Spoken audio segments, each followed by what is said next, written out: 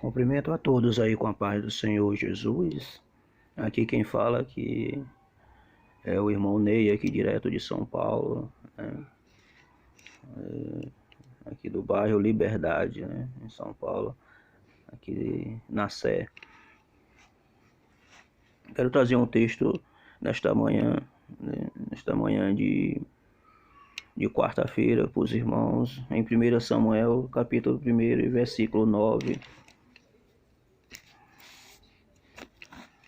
Versículo 9, que diz assim: E após terem comido e bebido em Silo, estando ali o sacerdote assentado numa cadeira junto ao pilar do templo do Senhor, levantou Ana com a amargura, levantou-se Ana e com a amargura de alma orou ao Senhor e chorou abundantemente. E fez um voto dizendo: Senhor dos exércitos, se benignamente atentares para a aflição da tua serva, e de mim te lembrares da tua serva, não esqueceres, lhe darei um filho varão, e ao Senhor darei por todos os dias da sua vida, e sobre a sua cabeça não passará navalha. Amém. Então, irmãos, aqui está o texto sagrado aqui em 1 Samuel, capítulo 1, versículo 9, né? Samuel foi ali levado em, né, para Silon, para ser criado ali de acordo com os costumes sacerdotais, né? E sempre a mãe dele e o pai dele subiam ali no templo, né, para oferecer sacrifício. Só que Ana não podia ter filhos e era desprezada, né? E Elcana, seu esposo, né, amava muito ela, né, gostava muito dela, né, louvado seja o nome do Senhor, mas ela não podia dar filho, né, e tinha a Penina que tinha filho, né, a Penina tinha filhos, e por isso ela era humilhada, né, porque naquela época as mulheres tinham que ter filhos, né, naquela época ter filhos era uma coisa muito importante, né, para os judeus, era uma coisa sagrada. Então a mulher que não tivesse filho, ela era desprezada, era considerada uma mulher, né, que não era bem-aventurada, uma mulher que era rejeitada por Deus. Então a cidade de Silo ficava ali um tabernáculo, né, que onde o sacerdote ali, como nós lemos agora, estava sentado ali. E Ana chegou para orar ao Senhor, né? E ela foi mal interpretada pelo servo de Deus. Ela foi mal interpretada pelo sacerdote, pelo sumo sacerdote Eli, né? A qual acusou de ela estar embriagada. Fez uma acusação gravíssima, né? Acusando de bebida forte, né? Que naquela época era admissível para o povo de Deus. Era admissível para um homem de Deus ou para uma serva de Deus consumir bebidas alcoólicas. Então Ana foi mal interpretada pelo sumo sacerdote. Ele já pensou, irmão, você ser mal interpretado pelo seu pastor, pela sua liderança, você ser mal interpretado pelo aquele que está à frente do trabalho. Ele estava sentado na sua cadeira, como de costume, esperando o povo para vir oferecer sacrifícios a Deus, esperando ali pelo povo chegar para buscar a Deus. Mais um dia, naquela época, as pessoas vinham uma vez por ano oferecer sacrifícios ao Senhor. Uma vez por ano, as pessoas vinham com o seu cordeiro para oferecer sacrifícios a Deus, para pedir perdão a Deus, para pedir uma bênção de Deus. E Ana sempre subia pedindo a mesma coisa, querendo um filho, porque era desprezada, era a última a sentar na mesa. Todo mundo comia e ela era a última. Era costume das mulheres naquela época que isso acontecesse. Foi o caso de Marta. Marta não se apresentou a Jesus porque ela não gostava de Jesus, era porque era o costume dos judeus. As mulheres eram a última a sentar à mesa. Quando alguém chegava uma visita, as mulheres não se apresentavam. As mulheres ficavam cuidando dos afazeres da casa. Quando tinha uma visita, a mulher não se apresentava, era somente o homem. A mulher cuidava dos afazeres da casa.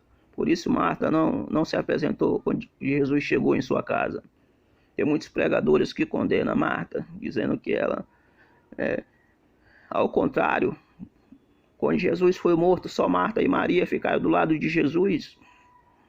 De manhã cedo, no terceiro dia, só elas foram levar flores para Jesus. Elas amavam muito Jesus. Tem gente que prega dizendo que Marta não adorava a Deus. Isso é mentira. Marta era uma mulher muito devota, que buscava muito a Deus. Todos os discípulos fugiram, correram, só Marta e Maria que ficaram do lado de Jesus. Quando ele morreu, quando ele ressuscitou, elas foram de manhã cedo visitar ele e oferecer flores a Jesus. Chegaram lá, o Senhor já tinha ressuscitado e os anjos conversaram com ela. Voltando ao assunto aqui, a cidade de Silom, significado desta palavra é até que ele venha, isto é local de paz. A palavra deriva o termo hebraico, ou descansar. Em Silom, em Israel, encontrou descanso, e se há uma referência messiânica em Gênesis 49:10. Está na ideia de que é no Messias que será encontrado o descanso. Juízes 21:19 descreve sua posição geográfica como ao norte de Betel, ao leste da estrada que ia desse local a Siquém, que é local de Nablus, e ao sul de Lebrona. O antigo local é marcado evidentemente pela moderna Silom, que estava no território de Efraim e ficava a cerca de 32 quilômetros ao norte de Jerusalém.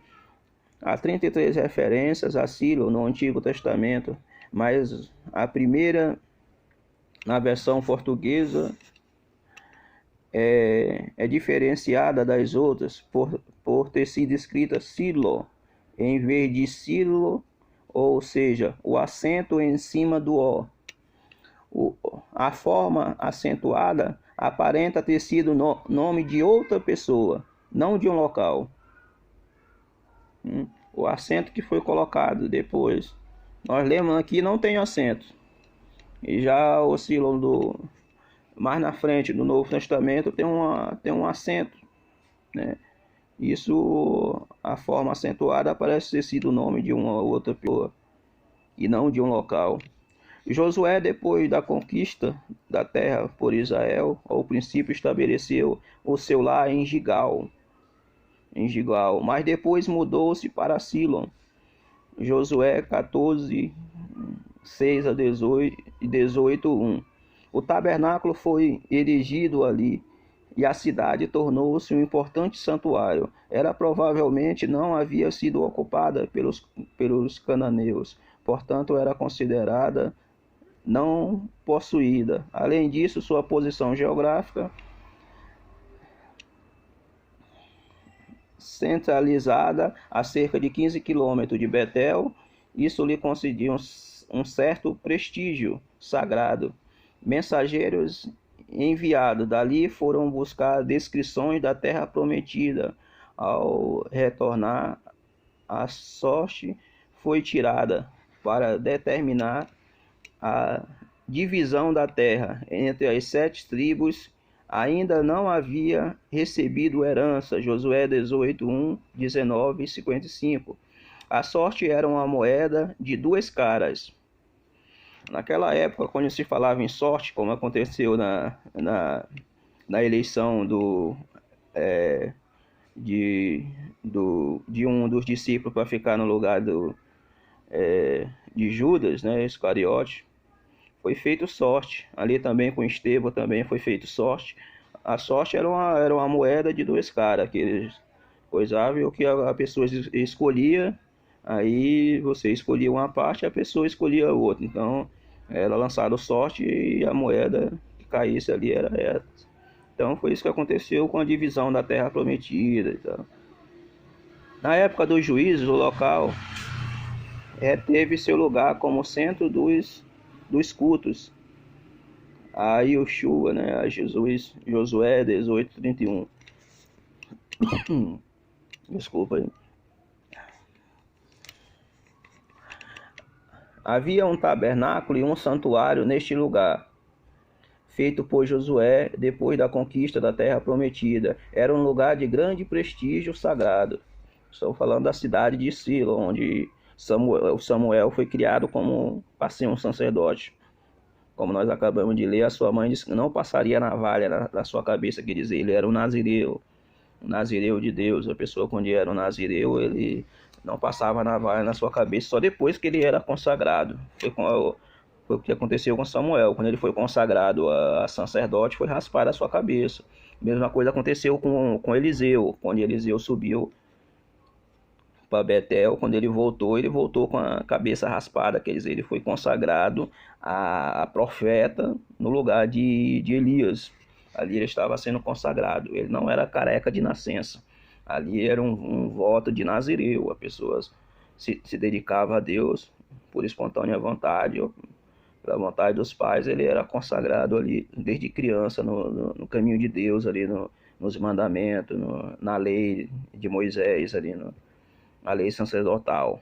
Ele tinha que cumprir todo aquele regime até ele ser consagrado. Foi o que aconteceu com Paulo também. Quando Paulo foi em Atos 12, que ele foi para Jerusalém, que ele raspou a cabeça, ele estava sendo consagrado apóstolo, né?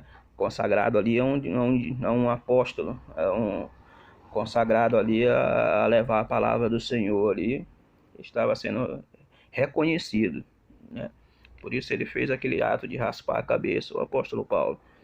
Isso aconteceu até no Novo Testamento também, né?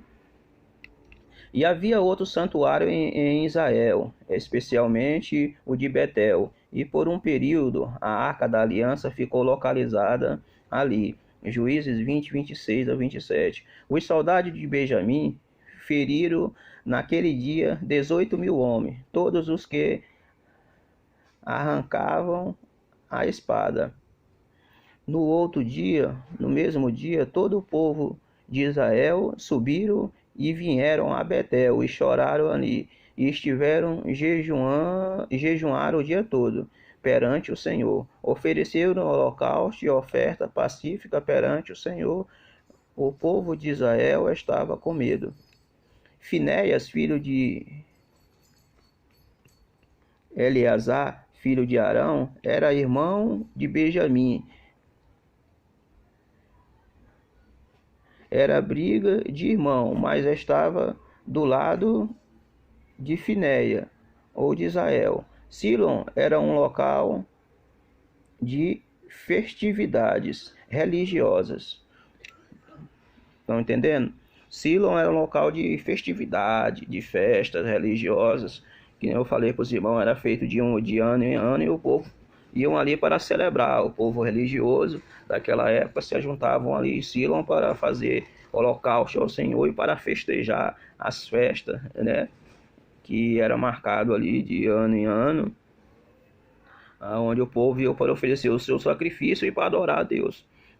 A cada ano se realizava uma celebração com banquetes e danças em louvor a Deus Yoshua, né? Josué 21:19.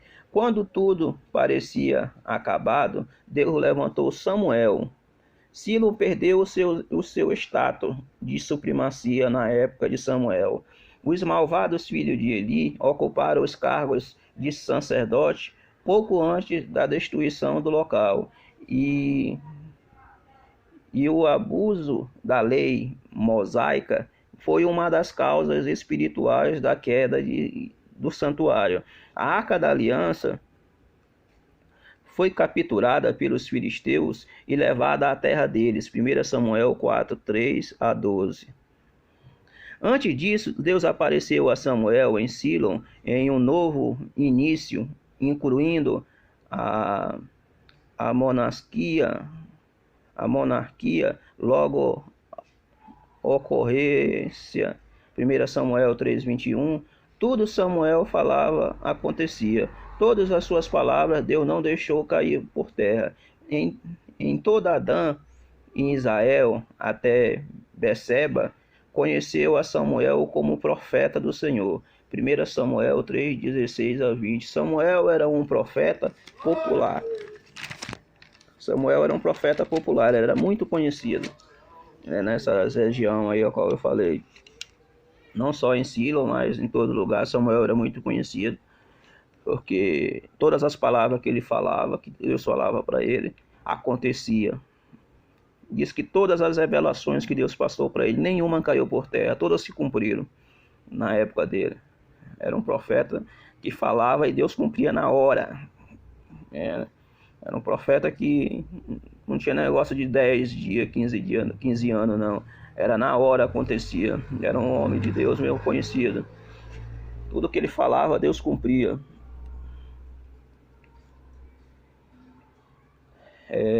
Samuel foi criado ali no regime ali de sacerdote.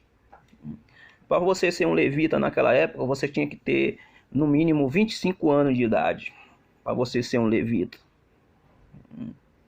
Imagine para ser sacerdote, quanto tempo não durava? Eram uns 30 anos, 20 e poucos anos a 30 anos para você ser um sacerdote. Mas Samuel, antes dos 25 anos, ele foi consagrado a profeta. Deus falou com ele. Deus falou com ele através da Arca da Aliança, entre os dois querubins. A Arca da Aliança tinha 2 querubins. E Deus falava com o homem, com o sacerdote, de dentro da tampa da arca e de entre os querubins. Foi assim que Deus falou com Samuel. Quando Samuel estava deitado como de costume. Ele estava deitado e o Senhor falou com ele. Ele não entendeu e foi falar com Eli.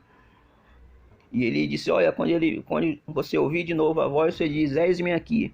E quando ele se deitou, que ele deitava perto da Arca da Aliança, Deus falou com ele entre os querubins. Que está escrito lá no Apocalipse, que Deus fala entre os querubins. Está significando a Arca da Aliança. Deus fala de dentro da tampa da arca. Entre os querubins. Os querubins, e a voz sai do meio do querubins e fala com Samuel. E ele diz, eis-me aqui, Senhor. Naquele momento, Samuel estava sendo consagrado por Deus como profeta, como sacerdote, pelo próprio Deus. Antes dos 25 anos, que era pela lei dos levitas. A pessoa para ser levita tinha que ser com 25 anos de idade. O chamado de Samuel foi um chamado assim, tremendo. Porque quebrou os costumes, quebrou as regras de um sacerdote. Deus estava com tanta pressa em levantar Samuel, que antes do tempo, Deus levantou ele.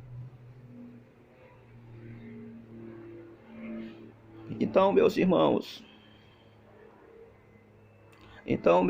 minhas irmãs, Ana estava muito aflita, sendo humilhada. E ela subiu ali no templo, em Siló, de ano em ano, como era de costume, ela e o seu esposo. E também ia também em Penina, também, né, que tinha filhos, e iam oferecer holocausto. E Ana não tinha motivos, assim, em termos de filho, para oferecer sacrifício, porque ela é estéril. Mas ela fez um voto com Deus naquele dia, que ia oferecer o seu filho ao serviço de Deus, para ser um sacerdote, um profeta. E ela fez aquele voto foi bom aos olhos de Deus, agradou a Deus, e Deus lhe concedeu um filho. E ela foi mal interpretada pelo servo de Deus Eli. Ela foi constrangida, porque porque ela começou a chorar muito e ela demorou. Ela demorou para sair do templo. No templo não podia ficar muito tempo. Tinha um certo tempo que você tinha que fazer a sua petição e sair. E Ana continuou. E ele foi ver o que estava acontecendo. E quando ele chegou, que ele observou ela sofrendo muito, ele achou que ela estava embriagada. Mas não era. Ela estava sofrendo muito por dentro. Né? E naquela época você tinha que orar com a voz alta. Você não podia orar de voz baixa. Naquela época, quando você entrava no templo para adorar a Deus, você não podia ficar calado. Você tinha que abrir a boca e glorificar a Deus para o sacerdote escutar. E Ana parou de falar. Ela ficou calada. Ela ficou só chorando. Ela não tinha mais nem força para... Creio eu que ela estava até soluçando. Creio eu que ela estava até soluçando de tanto chorar. E não tinha mais palavras. Então naquela época era costume as pessoas ficar gritando no templo. Ah, meu Deus, eu quero isso, eu quero aquilo. Então tinha que ser de voz alta, não podia adorar a Deus calado no templo, não. Porque senão o sacerdote vinha lá e chamava a atenção. Então quando ele chegou, que ele viu que calou tudo, ele foi lá para ver o que estava acontecendo, chegou lá. Ana estava calada e só soluçando, chorando. E então ele interpretou que ela estava embriagada. Esse foi o motivo por qual ela foi chamada a atenção por ele e foi mal interpretada. Tinha que adorar a Deus de voz alta. Então, irmãos e irmãs, aqui eu agradeço a oportunidade. Eu queria falar mais. Eu ia falar sobre a cidade de Ramataim, mas o tempo não dá. Vou ter que trabalhar agora, eu sair para o serviço. Mas Deus abençoe a todos aí em outra oportunidade aí. Que Deus abençoe a todos aí. Que Deus continue falando nos vossos corações. Aqui eu agradeço a oportunidade em nome de Jesus. Fica na paz aí todos os irmãos. Amém.